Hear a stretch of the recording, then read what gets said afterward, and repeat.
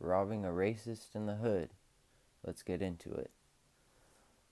First things first, before anything, I know you see me smoking these joints. This is not a paid production or anything. This is some Darth Vader OG. This is some of the best fucking weed that I've gotten in a long time, man. Like, this shit will barely even come out of. Let's see if I can get a good shot on that. Like, this stuff is just like so perfect and so dank. Like, oh my gosh. Alright, so, anyways, robbing a racist in the hood. Yes, that is what happened. No, I'm not an advocate for robbing anybody, but when somebody asks for it, like, I don't know, man. Like, it's just something that, like, shouldn't have did that. You shouldn't have did that. Like, if I could sum it up into some words, you know? So, this takes place back in like 2015, okay? My homie Kevin, who is my homie Eric's older brother, one of his older brothers. He's like my brother's age, so he's like, damn, he's like 36 now. But this was back like, you know what I'm saying, like 10 years ago.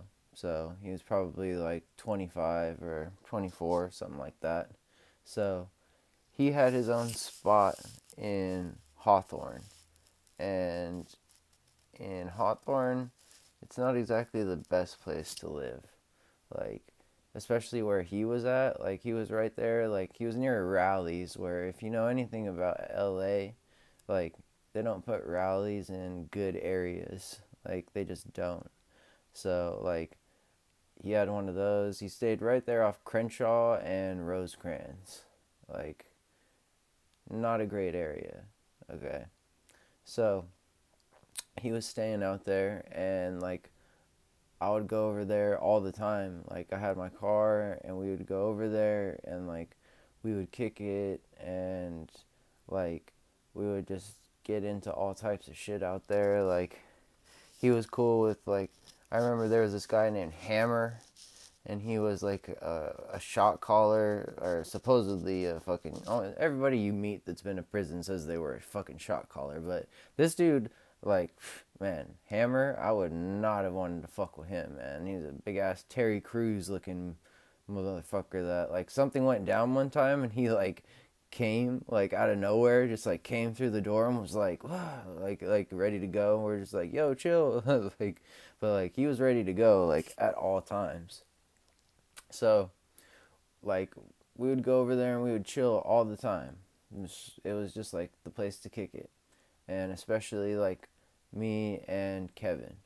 Like, other people would come along the way, like some girls would come by, some other characters. He had a roommate named Bevan. He would come by, whatever. And for the most part, though, it was pretty much just like me, Kevin, maybe the homie Steven, and like, you know, where he stayed at, like, there we were definitely the minority racially. Just gonna throw it out there. It's not a huge deal or anything, but like, just stating the obvious. You know, we're a bunch of white guys in a predominantly Hispanic and African American area.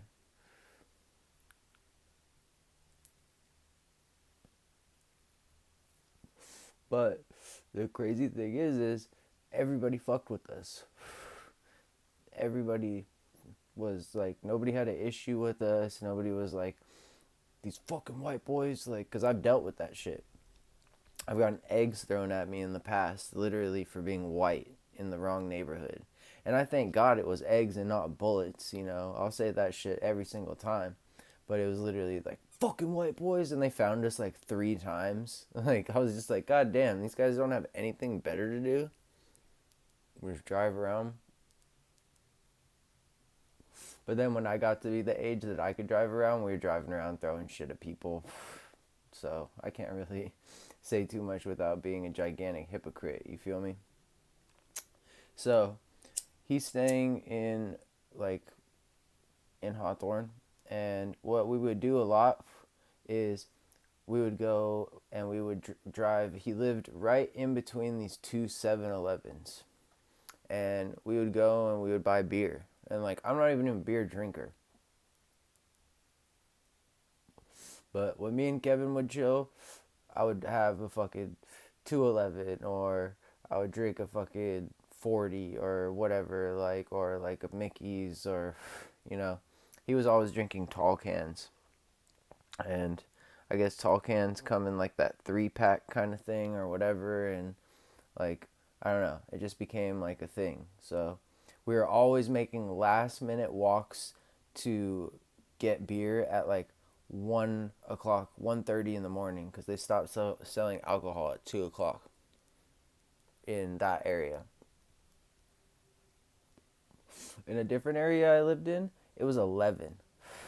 They stopped selling alcohol at 11. I was like, what the fuck? Like, but I guess that's a city thing, a different city thing. I don't know. That was in Redondo. But anyways, this was on one of those nights. So it was one of those nights where we were just going to 7-Eleven. We were just trying to pick up on some beer before, we couldn't buy anymore. And it was like 1:30, like 1:40. Like, I remember we were like booking it, like barely going to make it. So we're walking there. And as we're walking there, we see this guy, and he's laid up and he's laid back. He's laid back against this chain link fence, and he's sitting on his ass. And he's like a young, like looking guy though, and he's like trying to talk to us, like, and say like, hey, but like his English, he's speaking in like broken English, like he's like, you could tell that like Spanish was his first language. So he's trying to talk, and he's like saying like he needs help, and like he doesn't know where he's at, and stuff like that. So me and my homie, we're trying to be cool, and we're trying to explain to him where he's at. We ask him where he's going. um, I'm trying to tell him, I'm saying the word, over and over again, I'm saying hermano, hermano, which, if I'm not mistaken, means brother. I could be wrong. I'm not a fucking genius at Spanish. Never took it in a day in my life. But I was trying to say like hermano, like amigo, like friends, brothers, making hand gestures. Like I don't know if I could have done anything to make it like fucking more obvious. So eventually we tell him like, come to 7-Eleven with us. Like, we literally tell him like, yo, are you hungry? Like, are you hungry? Are you thirsty? Like, do you want something to eat? Blah, blah, blah. You know?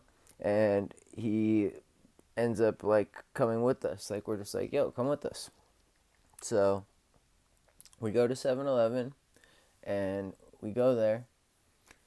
And, we buy the beer, and, we buy, like, some chips, whatever. And then we buy this dude a hot dog.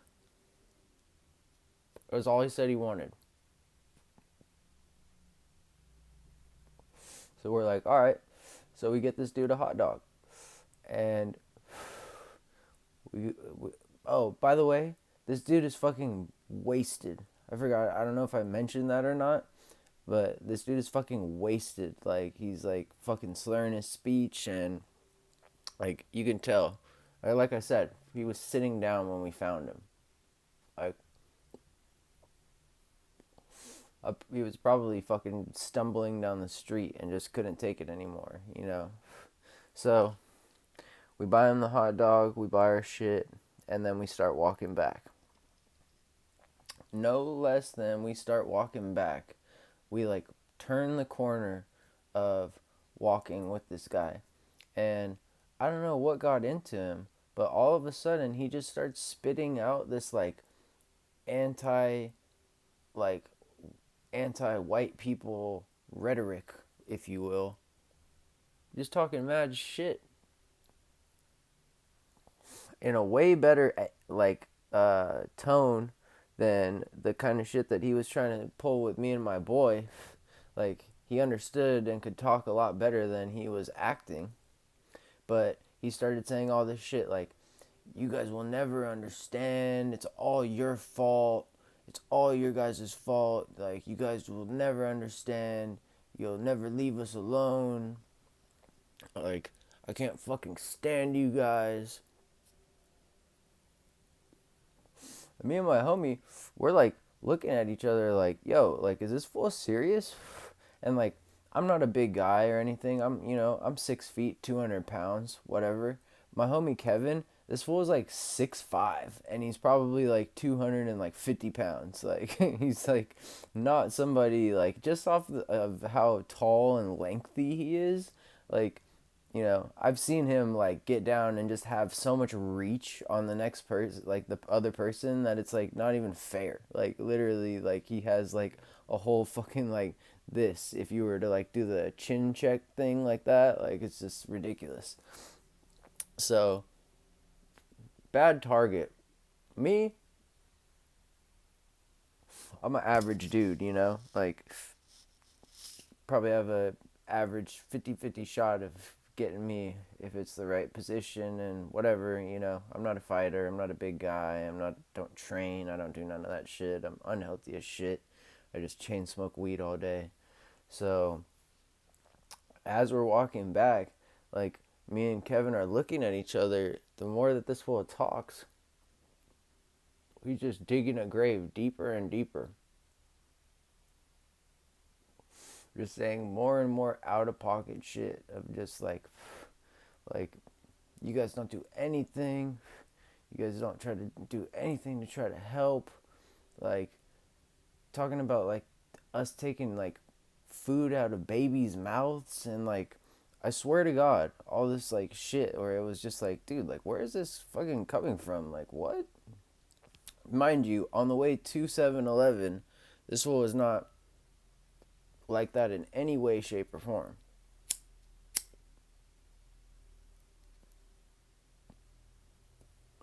He wasn't like that in any way, shape, or form. He was just a normal ass like dude.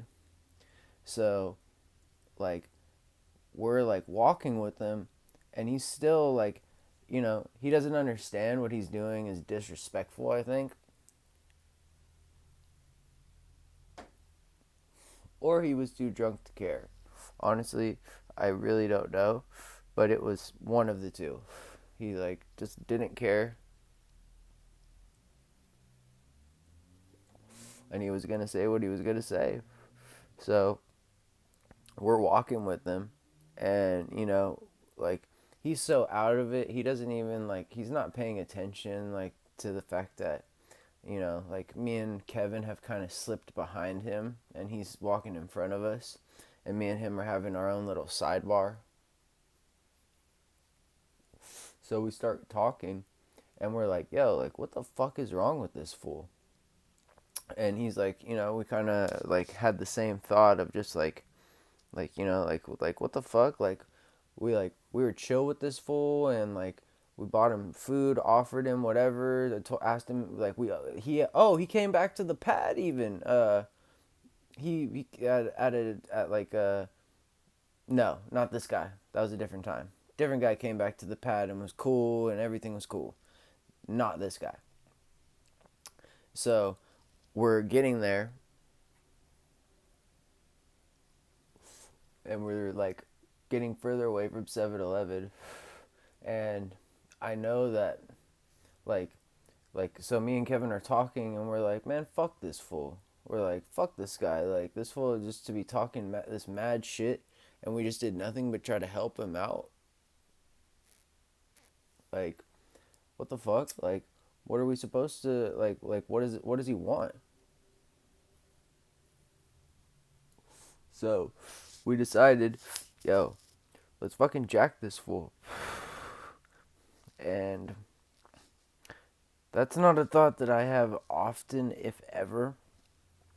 And anybody who knows me will vouch for me on that. I'm not the dude that you call when you're going to hit a lick. I've never been that dude. Like, it's kept me free in a lot of situations of people that did not remain free. And it's just, I'm glad that it's something that I'm not known for, is being like that. So, anyways, I guess with the proper motivation, things can change though, you know? Just like a starving person steals food when they're hungry and shoplifts, commits a crime. Like, I don't know, the racial, like, it just got me pissed. So, like, Kevin tells me, he's like, yo, coming up, there's this fence. There's this area with, like, this fence. And, like, when we get to the area with the fence, I'm going to stop and I'm going to push this fool against the gate. And I'm going to tell him, pocket check, homie. And I'm going to, like, cock my fist back. And I'm going to make sure that he gives up everything he's got. And I was like, all right, for sure. Like, like, what do you want me to do? And he just said, when I say run or dip or whatever, just dip. I was like, all right, for sure. So we're walking, and finally we're getting like closer to that spot. Apparently, because Kevin gives me like a little nudge. So, like, right beforehand, he we make it so I'm on the outside. The three of us are walking side by side. I'm walking on the outside, like closer to the street. Kevin's walking in the middle. The guy is walking on his side. And mind you, this guy's like fucking like in his mid 20s, if not closer to 30. It's not like this was like a kid. Okay. This was a grown man. Okay. So, when we get to that spot, fucking Kevin all of a sudden, he just like grabs him like by this, and he pushes him up against the thing, and he just like has his fist cocked back, and like the guy, like, I remember his face just like he had no idea what was going on, which is fair. But like we literally stopped. It was like mid sentence he got stopped where he did not stop talking shit about white people the minute we left 7-Eleven. Literally. Didn't stop for 1 second. So that shit was getting annoying anyways. But like, so he grabs him, pushed him against the thing, and when Kevin pushed him, this fool actually falls. Cause I'm telling you, he was drunk as shit. So he falls against the gate, and he falls down, and he's like sitting basically in the position that we found him in, honestly. And Kevin grabs his chain off his neck and fucking rips his chain off of his neck, and he takes that. And it's funny because we were about to dip, like, I think, or no, he like went into his pocket and he pulled out like some money, and like we were gonna dip, and he actually got our attention. Like, he was like, yo yo yo, like he like got our attention, and he reached into his other pocket and he pulled out another wad of cash that I swear to God it had $100 bill in it. Like, we were totally ready to leave with like the chain and like what he had given up in like the first we weren't trying to like fucking sit there and write a book about it, you know. But he actually stopped us and was like, wait, wait, wait. And he gave us another wad of cash. So we ended up dipping from there. Like, we went to Kevin's house and we counted it up, and it ended up being like $240. So we just like split that shit. Like, I don't think we went 50-50, but like I think he gave me like $100 and he kept like 140 or something like that. And then I took his ship to Cash for Gold, and the chain was fake as shit, but the thing that was on the chain was real, and I think I got like $100 for that. And so then me and Kevin split that down the middle, 50-50. So that was cool. Um, So yeah, that was the story of us jacking a racist in the hood, man. Like, it didn't have to be like that. It's not the way that I wanted it to go down. I was trying to help the dude out. We both were. We didn't go into that thinking like, ooh, this is gonna be a lick. This guy's gonna be an easy target. Blah blah blah. Like, that's like some weak shit. That's like robbing somebody in a wheelchair because it's a weak target or something. Like, that's like so lame and so like dishonorable. Like, not that there's honor among thieves, but you know what I'm saying. So, anyways, maybe that's a lesson to fucking not be racist no matter what color you are. Like, because some shit like that could happen to you if you don't understand the implications of where you're at and what's going on, especially if there's alcohol or drugs involved or whatever, you know? Like, people that are normally not like that might be like that. You never know. It happened to me. So, anyways, yeah, just figured I would get at you guys with that story.